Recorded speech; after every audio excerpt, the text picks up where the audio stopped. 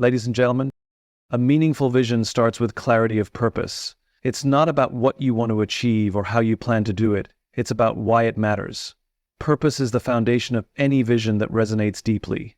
People don't rally behind tasks or goals. They rally behind a cause, a belief, something bigger than themselves. When a vision is rooted in purpose, it transcends the practical and touches the profound, becomes the guiding light that inspires others to move, to act, to commit. The second element is empathy. A meaningful vision isn't just about the one who creates it. It's about those who are affected by it. When we craft a vision, we must step outside ourselves and consider the people it serves. What do they need? What do they care about? What challenges do they face? Empathy transforms a vision from something abstract into something personal. It connects people to the vision on a human level, because when people feel seen and heard, they're more likely to believe in the journey ahead. The final piece is courage. A vision is only meaningful if it demands something greater than what is easy or convenient. It must challenge the status quo, push boundaries, and ask us to take risks. Courage isn't about being fearless. It's about acting in the face of uncertainty because the vision is worth it. People follow those who dare to dream boldly, even when the path is unclear, because they recognize that real progress requires bravery. When these three elements come together, purpose, empathy, and courage, a vision stops being just an idea. It becomes a movement, ladies and gentlemen, a call to action, a reason for people to come together and create something extraordinary. And that's when it truly becomes meaningful. Start with purpose. A meaningful vision is rooted in why, a deep sense of purpose that inspires action and gives direction beyond tasks or goals. Empathy is essential. A vision must consider the needs, emotions, and aspirations of those it serves, making it relatable and human-centered. Courage to challenge. A vision requires boldness to push boundaries, challenge the status quo, and embrace risks for meaningful progress. Connection over abstraction. A vision becomes impactful when it resonates on a personal level, inspiring trust and unity among those who follow it. Transcend individual goals. A meaningful vision is larger than any one person. It unites people around a shared cause or belief that drives collective action. A vision grounded in purpose goes beyond tasks, goals, or even outcomes. It speaks to the core of why something matters. Purpose is the driving force that gives meaning to everything we do. And when a vision begins with purpose, it has the power to inspire and unite people in a way that nothing else can. It's not about listing objectives or setting milestones. It's about defining the reason behind them. Purpose answers the question of why we exist, why we strive, and why others should care. When a vision is rooted in purpose, it creates a sense of belonging. People don't just want to complete a checklist. They want to feel they are part of something significant. Purpose connects them to the bigger picture, giving their efforts meaning beyond the immediate. It's the difference between doing a job and contributing to a cause. A vision with purpose doesn't just align actions, it aligns hearts and minds, tapping into a deeper sense of motivation. Purpose also serves as a guidepost in times of uncertainty or challenge. When circumstances change or obstacles arise, it's easy to lose focus if all we see are the tasks at hand. But when there's a clear purpose, it becomes the North Star, reminding us of what truly matters. It gives us resilience and clarity, allowing us to adapt without losing our way. A vision without purpose, on the other hand, risks becoming aimless, easily swayed by external pressures or distractions. More importantly, purpose creates an emotional connection. It's what makes others care, what draws them in and makes them want to be a part of the journey. People are inspired by what we do until they understand why we do it. A strong purpose taps into shared values and beliefs, fostering trust and loyalty. It makes the vision personal, turning followers into advocates and creating momentum that sustains over time. Starting with purpose isn't just about creating clarity for ourselves. It's about creating a shared sense of meaning for everyone involved. It transforms a vision from a statement into a mission, something that drives action, inspires commitment, and leaves a lasting impact. Without purpose, a vision may be practical, but it won't be powerful. Empathy is what brings humanity into a vision. It's the ability to see beyond our own perspectives and understand the thoughts, feelings, and needs of others. A vision crafted without empathy risks being self-serving, detached, or irrelevant. Empathy ensures that what we create resonates with those it's meant to serve. Hello, it's not just about imagining what others might feel, it's about actively seeking their perspectives, listening to their voices, and allowing their experiences to shape the vision itself. This connection to others transforms an idea from something abstract into something tangible and deeply meaningful. End quote. When empathy is at the core, a vision becomes inclusive. It recognizes that different people have different needs and ensures that everyone feels valued and represented. People are drawn to a vision that considers them, respects them, and acknowledges their unique challenges and contributions. This sense of inclusion builds trust, fosters loyalty, and encourages collaboration. It's the difference between saying, "This is what we're doing," and asking, "How can we do this together?" Empathy also makes a vision adaptable. No matter how strong the initial idea, it must remain flexible enough to grow and evolve with the people it impacts. When we approach a vision with empathy, we stay attuned to the needs and feedback of those we serve, allowing us to refine and improve along the way. This adaptability isn't a weakness, it's a strength that ensures the vision remains relevant and impactful in a changing world. Moreover, empathy fuels connection. People don't want to feel like cogs in a machine. They want to feel understood and appreciated. When a vision reflects their aspirations, struggles, and values, it becomes personal. It sparks not just agreement, but passion. Empathy makes the difference between a directive that is followed out of obligation and a movement that is embraced with enthusiasm. It turns spectators into participants and participants into advocates. Empathy also requires humility. It demands that we set aside our assumptions and biases, recognizing that we don't have all the answers. It challenges us to approach others with curiosity rather than judgment, learning from their experiences and honoring their perspectives. This humility isn't a sign of uncertainty. It's a testament to the strength of a vision that is built with and for others, not just for ourselves. Without empathy, even the most ambitious vision can fall flat. It may be well-intentioned, but it won't resonate. Empathy breathes life into a vision, making it not just a plan, but a promise, a commitment to serve, uplift, and connect with those who matter most. Courage is the engine that propels a vision forward, especially when it challenges the norm. A vision that lacks courage often plays it safe, staying within the confines of what is familiar or widely accepted. But the most meaningful visions are those that dare to question the status quo, to push boundaries, and to imagine a better future even when the path to get there is uncertain. Courage isn't about recklessness, it's about conviction. It's about believing so strongly in the vision that the fear of failure or rejection is outweighed by the importance of pursuing what's right. Challenging the norm requires standing up to resistance. There will always be those who are comfortable with how things are or who fear change. Courage means being willing to face skepticism, criticism, and even opposition. It's about staying committed to the vision, even when it feels like the easier path would be to give in or give up. Courageous leaders don't just take risks for the sake of taking them. They take risks because they believe the potential reward, creating something meaningful, is worth it. Courage also requires resilience. When challenging the status quo, setbacks are inevitable. Not every attempt will succeed, and not every idea will resonate immediately.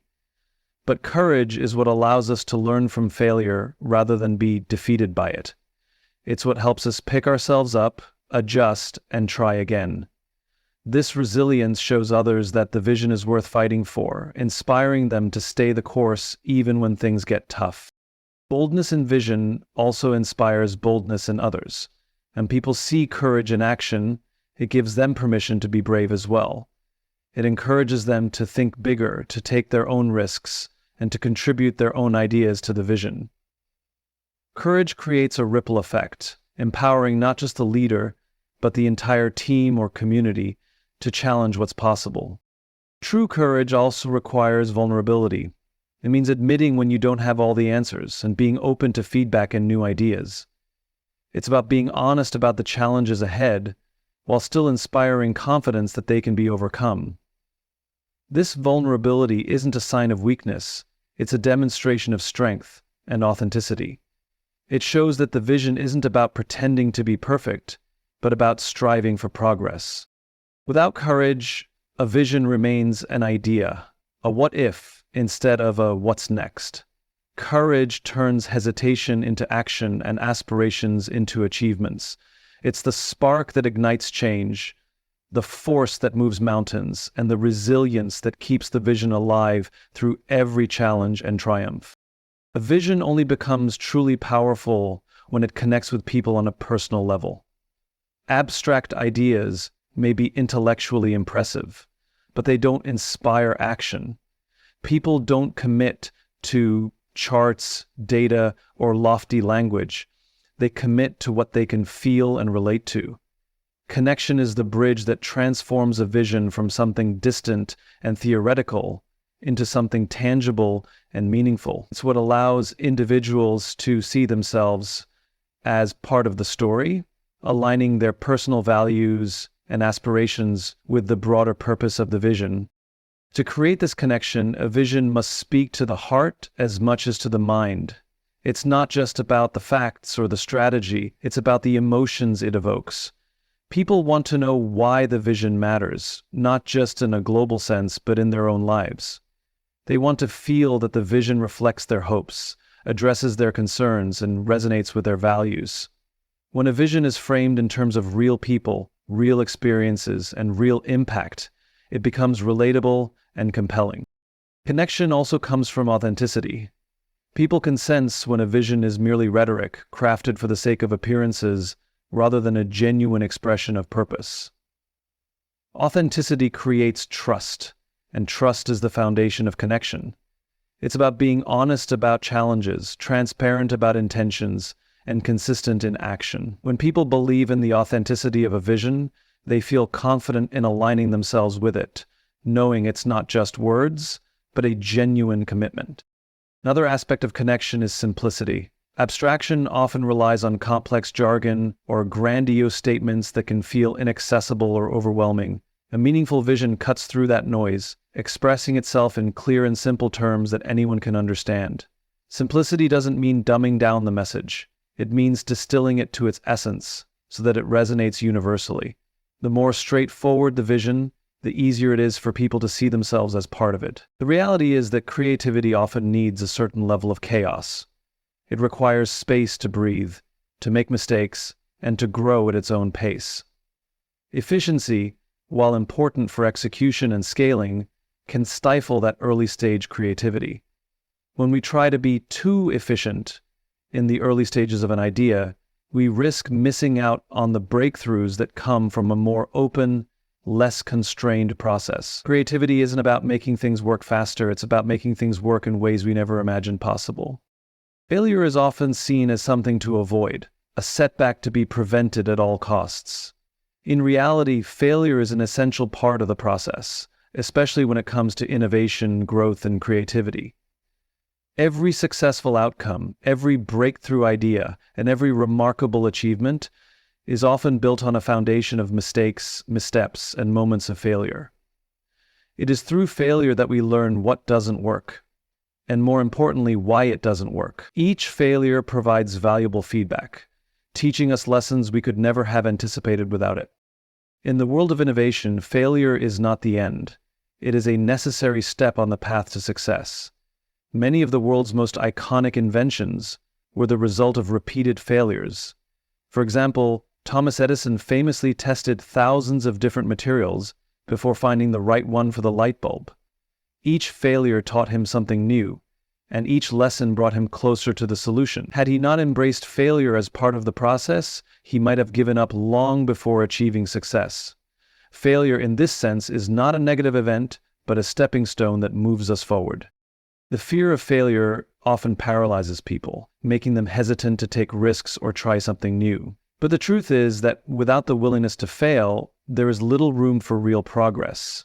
It's only by stepping outside of our comfort zones, by attempting things that may not work, that we open ourselves up to the possibility of discovering something truly transformative. In fact, it's often the failures that push us to think more deeply, to reassess our assumptions, and to come up with new solutions. Success rarely happens on the first try, and the road to achieving something great is often marked by many obstacles and setbacks.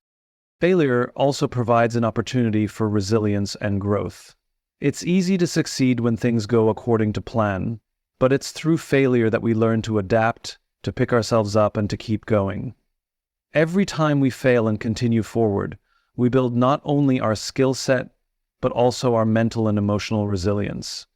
This ability to persist in the face of failure is one of the key traits of great innovators and leaders. So rather than seeing failure as something to be feared, they see it as an opportunity to grow, improve, and refine their approach. Moreover, failure allows us to refine our vision. Sometimes what we set out to achieve is not quite what we need, or the initial idea wasn't fully formed. Failure shows us what isn't working and forces us to reassess, refine, and pivot. This process of recalibration is often the key to finding the right path forward. When we fail, we are given the chance to ask deeper questions. What can I learn from this? Failure allows us to reframe the way we look at things. This is what allows us to reassess what can be the key and how can I approach this differently. It's through these questions that innovation happens, as each failure brings new insights and sparks new ideas. In the end, failure is not something to be avoided, but rather embraced as an integral part of the journey. It's through failure that we find the strength to keep going, the wisdom to improve, and the creativity to innovate. Far from being a barrier, failure is the gateway to progress, teaching us, molding us, and ultimately shaping the success that will follow. When we embark on a new idea or project, it's easy to get caught up in the desire for everything to be efficient from the start. We often think that if we can make things work smoothly right away, success will follow. However, true efficiency is something that develops over time. It is not something that can be imposed on the early stages of an idea or project, because those stages are messy by nature. The early process of creation is about discovery, experimentation, and figuring out what works and what doesn't. It's through this trial and error that we refine our approach. And only after we have clarified our vision, developed our ideas, and tested them, can we begin to focus on making the process more efficient.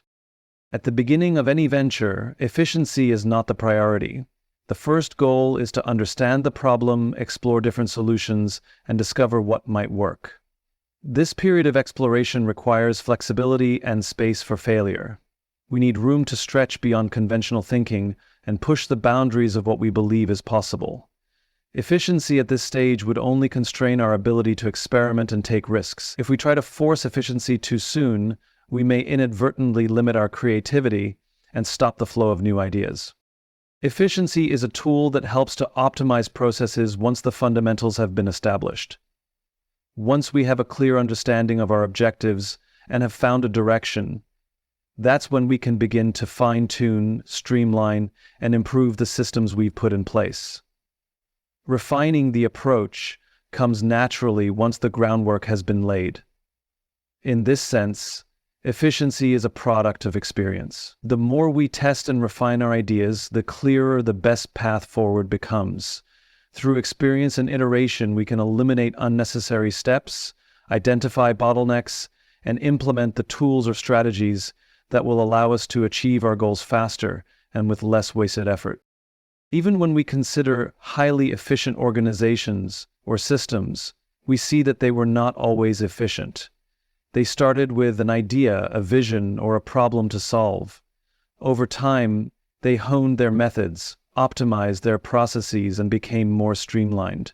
Companies like Amazon and Google didn't create their world-changing services by focusing on efficiency from the start. They created an environment that fostered experimentation and learning, And only after they had built something valuable did they start focusing on optimizing it. It's through the messy, inefficient stages of growth that these companies were able to identify what worked and what didn't, which ultimately allowed them to refine and improve over time. The journey toward efficiency can only happen once the need for it becomes clear. Initially, the goal is simply to create something meaningful, something valuable. Efficiency comes when the process is clear, the problems are well understood, and the solutions are proven to work. At this point, we can begin to ask, how can we make this faster or less resource intensive? But this kind of thinking comes later, after the concept has been proven, after the lessons have been learned, and after the creative, often inefficient, groundwork has been laid. Only then can we apply efficiency to make things better, quicker, and more scalable.